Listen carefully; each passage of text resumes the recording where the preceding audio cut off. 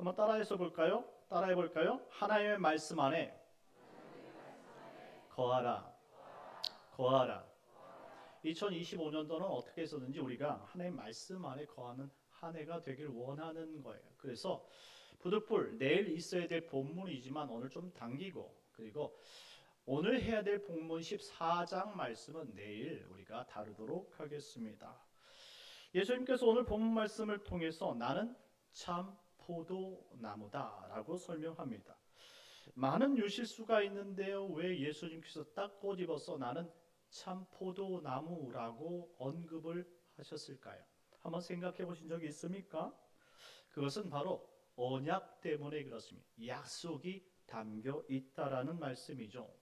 시편 80편 8절 말씀에 보면 주께서 한 포도나무를 애굽에서 가져다가 민족을 쫓아내시고 그것을 가나안에 심으셨다, 이렇게 말씀합니다.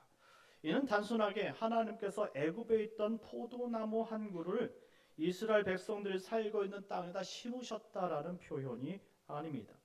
하나님께서 이방에 있던 이 포도나무를 자신의 땅으로 옮겨 심어내셨다라는 표현입니다. 이것은요, 바로 구속의 약속이 있는 상징이죠. 그래서 이 포도나무는 바로 하나님께서 애지중지 사랑하시는 이스라엘 백성들을 나타내고 있는 상징적 단어다라고 살펴볼 수 있습니다.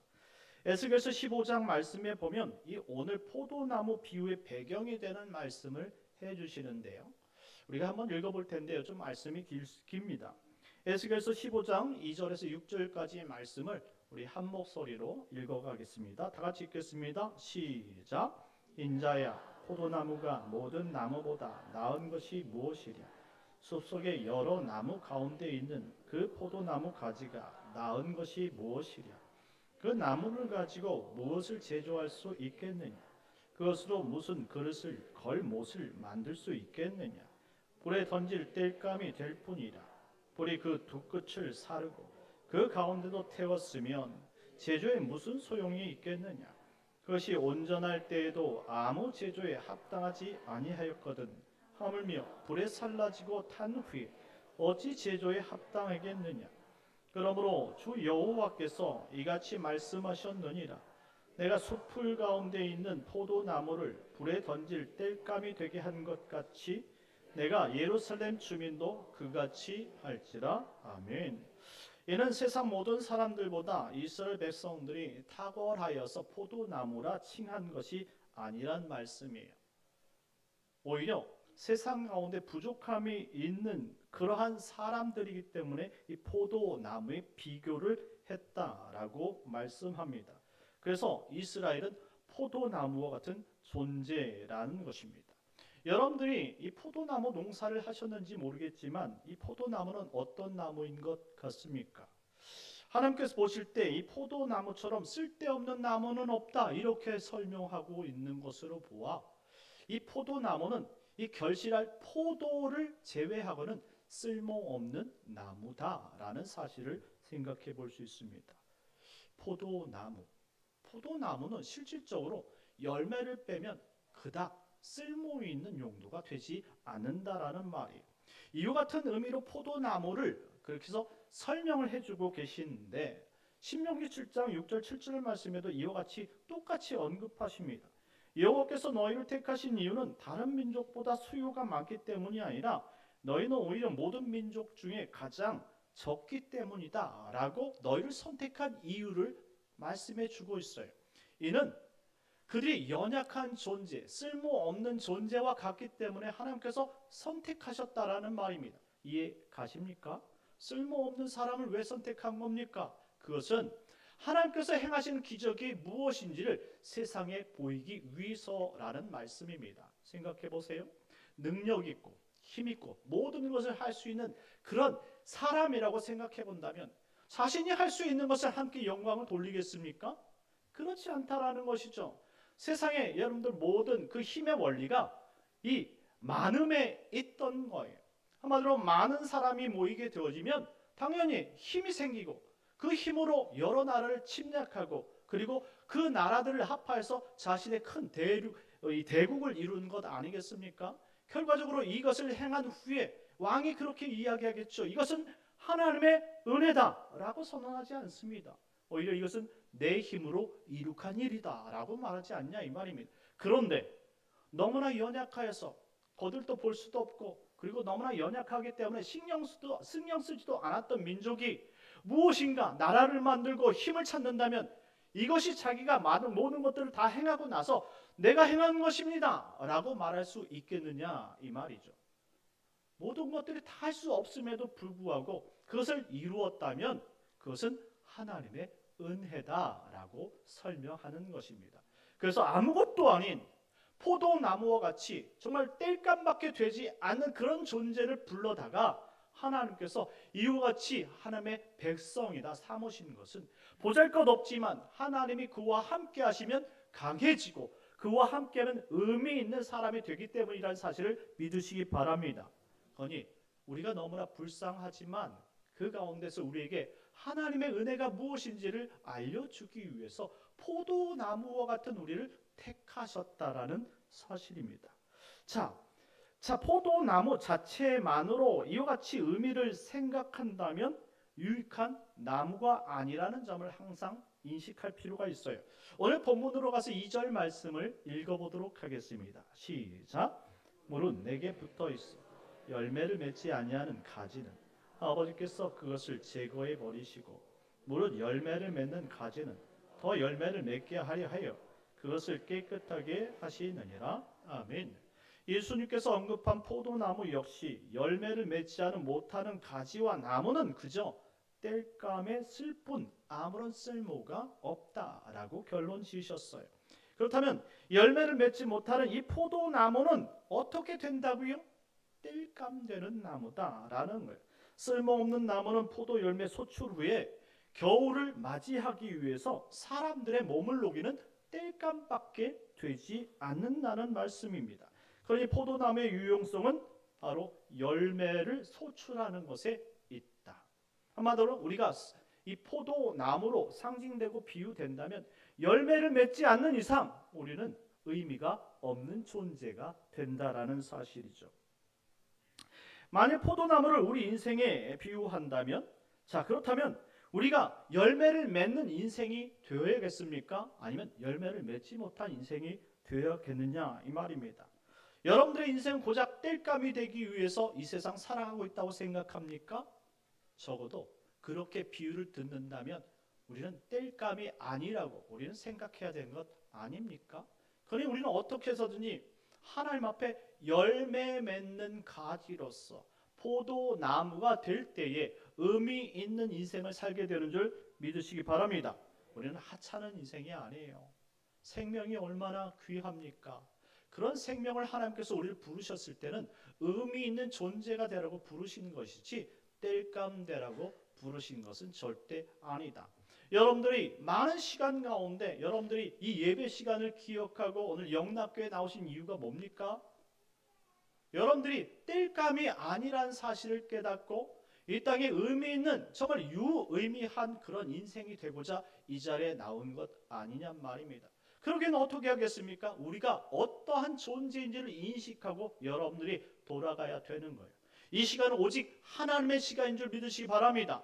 하나님이 함께할 때에 우리가 의미 있다는 사실을 깨닫게 되는 거예요. 하나님이 우리를 붙들어 주실 때에 유의미한 삶을 살게 된다는 말씀입니다. 그러니 예수님의 이 비유를 통해서 쓸모없는 인생이 아닌 쓸모 있는 인생이 되길 예수님의 이름으로 축원합니다. 1절 말씀을 다 같이 한번 읽도록 하겠습니다. 시작. 나는 참 포도나무요 내 아버지는 농부라. 아멘. 예수님은 자신을 참 포도나무라고 설명합니다. 이 참이란 단어가 이 알레디노스라는 단어인데요. 이것은 진짜라는 의미를 가지고 있어요. 이 진짜라는 것은 본질의 의미를 담고 있는 것이죠. 이는 예수님께서 이 포도나무의 본질이 되셨다라는 설명이에요. 분명히 우리가 이 에스겔 선지자의 예언을 통해서 포도나무가 열매를 소출하지 않으면 아무것도 쓸데가 없는 그러한 땔감이다라고 들었는데 예수님께서 자체에서 자신이 포도나무다라고 설명하고 있는 거예요. 이게 무슨 말인지 여러분들이 이해를 하셔야 돼요. 예수님께서 의미 없는 인생인 우리에게 참 포도나무가 되어주셔서 의미 있는 인생으로 바꿔주시겠다는 약속이 담겨 있는 것이죠. 대부분의 이 포도나무는 열매를 맺지 못함으로 말미암아 그 포도나무 자체를 땔감으로 쓰고 버리는 것이 대다수인데, 참 포도나무를 통해서 열매를 맺음으로 말미암아 이 아버지 농부가 이 나무를 귀히 사용하시겠다라는 설명입니다. 그러니 우리가 참 포도나무 안에 있으면 귀한 인생이라는 사실을 반드시 기억해야 된다라는 그 측면에서 이 비유를 설명하고 있다라는 것이죠. 5절 말씀을 읽어보도록 하겠습니다. 시작. 나는 포도나무요 너희는 가지라.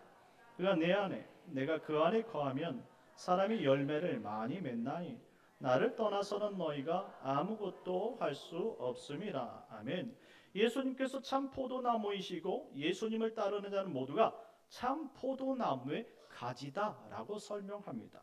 우리가 알다시피 나무는 이 줄기, 뿌리, 가지로 구성되어 있어요. 그러니까 나무를 구체적으로 언급한다면 나무 본체 줄기가 있고요, 그 밑에 뿌리가 있고요, 그 옆으로 삐져나온 가지가 있다 이 말입니다. 그런데 오늘 예수님께서 부분적으로 설명하니까 우리가 이 포도나무 비유를 듣다 보면 마치 포도나무에 우리가 붙어있는 가지처럼 생각하기 쉽다라는 것이죠. 그러니 이 가지가 본체에 붙어 있을 때 열매를 맺으니 어떻게 생각합니까? 가지가 본체에 붙어 있으려고 노력한다 이 말이죠. 그때 열매를 맺는다라고 우리는 이 비유를 해석하기가 쉽다라는, 그런데 그런 의미가 아니라는 것이죠. 왜 우리를 가지라고 설명했냐면 가지와 줄기와 뿌리를 따로 설명하고 따로 말하는 사람이 없듯이 그냥 포도나무 자체라는 사실을 기억하라는 말씀입니다. 한마디로 우리가 예수님과 함께하고 있는 포도나무라는 사실을 강조점을 두고 있는 거예요.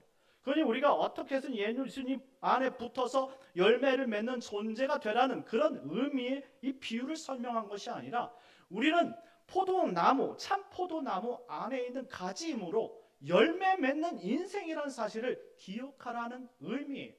우리에겐 열매가 맺힐 것이고 그 열매를 통해서 우리가 하나님 아버지 기쁨이 된다라는 말씀이며, 많은 사람들이 그 열매를 보고 우리가 하나님의 영광을 돌리는 존재라는 것을 인식하게 될 것이라는 미래적 차원의 소망의 메시지라는 사실을 기억하시기 바랍니다. 그러니 나는 참 포도나무이고 너희는 가지라고 설명하시는 것은 내가 너희이고 너희가 나라는 사실을 기억하라는 정체성의 말씀입니다. 그런데 우리가 지금 하나님 아버지 앞에 예배하러 온 이 이상, 우리가 예수님을 통해서 하나님께로 나아가는 것이 맞지 않습니까? 그러니 우리는 예수 그리스도와 함께 접한 포도나무로서 우리는 하나님의 백성이고 하나님의 은혜를 입은 백성이요, 또 은혜요, 또 은혜 받은 제자요, 성도라는 사실을 가르쳐 주고 있는 것입니다. 그러니 우리는 열매 맺을 것이니까 그 열매를 가지고 우리가 어떻게 하나님께 영광을 돌릴 것인지를 생각하라는 이야기가 된다는 것이죠. 2절 말씀을 다시 한번 읽어보도록 하겠습니다. 시작. 무릇 내게 붙어 있어 열매를 맺지 아니하는 가지는 아버지께서 그것을 제거해 버리시고 무릇 열매를 맺는 가지는 더 열매를 맺게 하려 하여 그것을 깨끗하게 하시느니라. 아멘. 얼핏 이 본문 말씀을 읽게 되면 농부 되신 아버지 하나님께서 포도나무의 가지가 제대로 붙어 있지 않는 한 그 가지를 무자비하게 제거하시고 무릇 열매를 맺는 가지만 놔두시는 것처럼 우리가 생각할 수 있다는 것이죠. 물론 아버지 하나님은 농부시기 때문에 충분히 그러실 능력이 있어요. 힘이 있습니다. 그래서 마음에 들지 않는 가지는 싹둑 자르실 수 있다 이 말입니다. 그렇게 충분히 하시는 분이란 말씀입니다. 그래서 오늘 이와 같은 비유를 통해서 이렇게 말씀하신 이유는 이 6월절 마지막 모임 곁에 이 제자들이 가지임에도 불구하고 그 제자들 모임 속에 함께 할 수 없는 자들이 있다는 사실에 대해서 비유로 설명하신 것이죠. 그 사람이 누구입니까? 바로 이 예수님을 팔아먹기 위해서 예수님을 배반하고 지금 예수님의 무리와 지금 떨어져 있는 가룟 유다라는 사실이죠. 왜 그가 지금 마지막 유월절을 준비하고 있는 이 모임, 겟세마네 동산에서 마지막 예수 그리스도께서 비유를 말씀하실 때 그 자리에 없는가라는 사실입니다. 그거는 바로 그가 원가지가 아니라는 사실입니다. 그러니 이와 같이 열매를 맺을 수 없는 잔가지들은 아버지 하나님께서 그것을 직접 잘라내시고 진짜 원가지로서 열매를 맺을 수 있는 그 제자들과 이 본체이신 예수님께서 열매를 맺게 하신다라는 약속의 메시지인 것입니다. 그러니 농부 되신 하나님께서 이 가지치기를 한다고 해서 무서운 분, 두려운 분이란 말이 아니라 오히려 잘못된 가지를 쳐주심으로 말미암아 원래 가지된 우리 하나님의 백성들에게 복 주시는 하나님이다, 은혜를 내려주시는 하나님이다 믿으시기 바랍니다. 이와 같이 하나님은 우리에게 모든 것들 가운데 은혜를 주시려고 애쓰시는 하나님이에요. 사랑하는 성도 여러분, 우리가 예수를 믿는다고 해서 잘 되는 것은 아니에요. 그렇잖아요. 예수를 믿는다고 세상 부자처럼 막 세상에 돈 많은 재물을 많이 가지고 있는 그런 부자들처럼 우리가 그런 이 부자가 되는 것은 아니잖아요. 여러분들 예수 믿었다고 한순간에 부자가 되거나 오히려 없던 건강이 확 생기거나 그리고 우리가 정말로 이 땅에서 변변치 않았는데 갑자기 특출난 사람이 되는 것은 아니란 말입니다. 오히려 예수를 믿기 때문에 시간을 투자해야 되고 물질을 들여야 되고 그리고 오히려 예전엔 없던 시험까지도 받게 되는 것이 그리스도인의 삶이잖아요. 이와 같이 어려움을 당하는 이유는 하나님께서 안 계셔서가 아니고 우리가 정말로 예수를 믿기 때문에 하나님께서 우리에게 주시려는 그 계획이 담겨 있기 때문이라는 사실이에요.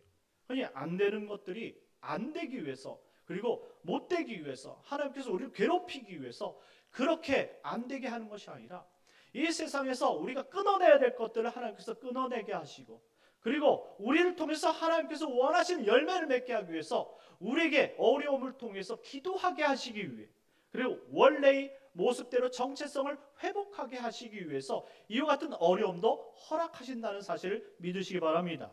그러니 예수 믿었더니 오히려 더 힘들어졌다 이런 표현을 사용하지 마십시오. 하나님은 이와 같은 어려움 속에서 미리 우리의 사정을 아시고 우리의 모든 잔가지를 다 끊어내시는 거예요. 그리고 우리가 거룩해지고 우리가 정말 열매를 풍성히 맺을 수 있는 원가지요 그리고 참 포도나무가 되어진다면 하나님께서 우리를 정말로 축복하셔서 모든 사람들도 귀히 여길 수 있는 그런 인생으로 만들어주신 줄 믿으시기 바랍니다. 그러니 이 아버지 하나님께서 잔가지를 친다는 것은 한마디로 예수와 우리 사이를 더 잘되게 하시기 위함이라는 사실입니다. 이것을 조금 다른 말로 표현하자면 잘해보자라는 말입니다. 하나님께서 우리에게 이와 같이 어려움을 주시고 그리고 환난을 주시고 그리고 기도의 제목들을 날마다 더하시는 이유는 하나님이 예수 그리스도와 우리 믿는 백성들이 서로가 잘해보자 이런 말씀입니다. 온전한 거룩한 나무가 되어 아름다운 결실을 맺도록 하나님께서 우리를 도우시는 분인 줄 믿으시기 바랍니다. 3절 4절 말씀 읽도록 하겠습니다. 3절 4절 시작. 너희는 내가 일러준 말로 이미 깨끗하여졌으니 내 안에 거하라. 나도 너희 안에 거하리라. 가지가 포도나무에 붙어있지 아니하면 스스로 열매를 맺을 수 없음 같이 너희도 내 안에 있지 아니하면 그러하리라. 아멘. 예수님께서는 제자들에게 이미 자신이 전해준 말씀을 통해서 그들이 깨끗하여졌다라고 설명합니다. 언제 깨끗해졌습니까? 그것은 요한복음 13장 말씀 마지막 자신이 유월절 만찬을 준비하시면서 이 제자들 발도 씻기시고 그리고 후에 이 성만찬을 하시지 않습니까?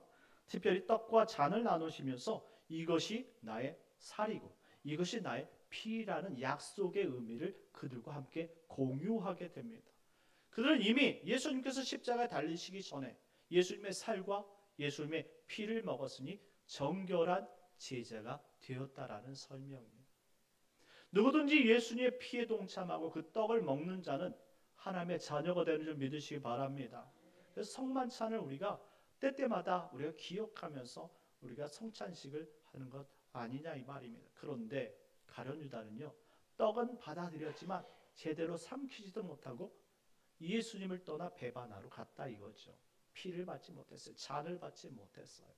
한마디로 예수님의 떡과 피를 나누지 못했다 이 말입니다. 이제 너희가 열매를 맺을 수 있도록 깨끗하게 정비된 가지가 되었다라는 선언인 것입니다.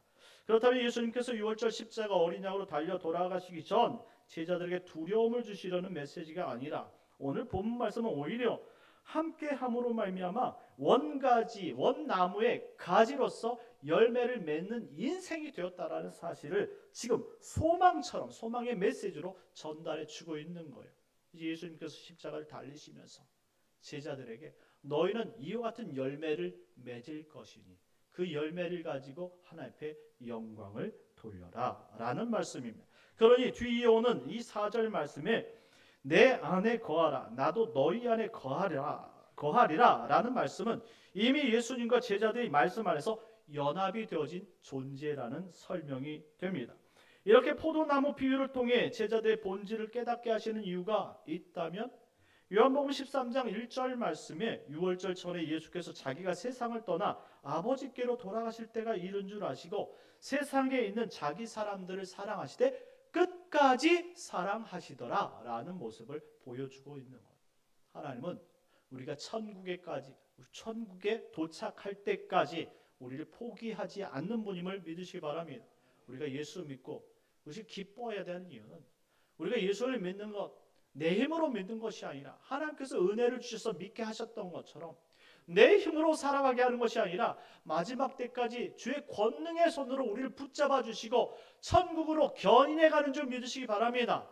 그러니 우리는 이 예수님께 항상 감사하는 마음을 가지고 살면 하나님께서 우리를 너무나 기뻐하신다라는 말씀입니다. 예수님은 자신의 때를 아시는 분입니다. 그래서 자신이 십자가에 달리시기까지 이 땅에 자신과 함께하고 있는 이 제자들 끝까지 보살피고 있는 메시지인 것이죠. 하나님의 사랑이 무엇인지 그리고 이웃사랑이 무엇인지 신앙생활이 무엇인지를 가르쳐주고 계시는 말씀인 것입니다. 6절 7절 말씀 다 같이 읽겠습니다. 6절 7절입니다. 시작. 사람이 내 안에 거하지 아니하면 가지처럼 밖에 버려져 마르나니 사람들이 그것을 모아다가 불에 던져 사르느니라. 너희가 내 안에 거하고 내 말이 너희 안에 거하면 무엇이든지 원하는 대로 구하라. 그리하면 이루리라. 아멘. 에스겔 선지자를 통해서 과거 이스라엘 백성들이 하나님의 말씀을 듣지 않기 때문에 말씀을 따라 살지 않았기 때문에 결국 하나님 앞에 심판받는 땔감이 되고 말았다면 이제 참 포도나무이신 예수님은 그 안에 거한 자신의 백성들을 자신이 책임지고 끝까지 보호하시겠다라는 말씀입니다. 그러니 과거 이스라엘 백성들의 인생과 그 결과적인 인생이 지금 예수님 안에 있는 사람들의 인생과 그 결과가 다를 수밖에 없다라는 사실입니다. 사랑하는 성도 여러분, 우리가 예수 안에 있으면 세상과 다른 인생을 살게 되어줄 뿐만 아니라 우리 인생의 결과도 다른 줄 믿으시기 바랍니다. 항상 소망이고 기쁨이라는 사실을 생각해 볼 때 우리가 예수님을 만난 그것이 얼마나 행복인 줄 모릅니다. 이 행복을 부여잡고 2025년도를 살아갈 수 있는 지혜로운 우리 성도님들 되어야 될 줄 믿습니다. 자, 7절 말씀에 보니까 너희가 내 안에 거하고 내 말이 너희 안에 거하면 무엇이든지 원하는 대로 얻게 될 것이다 라고 우리에게 약속하셨습니다. 우리가 예수님 안에 믿음으로 거하고 있으면 이제 우리의 인생이 달라진다는 사실을 깨닫게 될 것이다 라고 말합니다. 그 예로서 우리에게 기도할 수 있는 권세를 주셨다라는 거예요.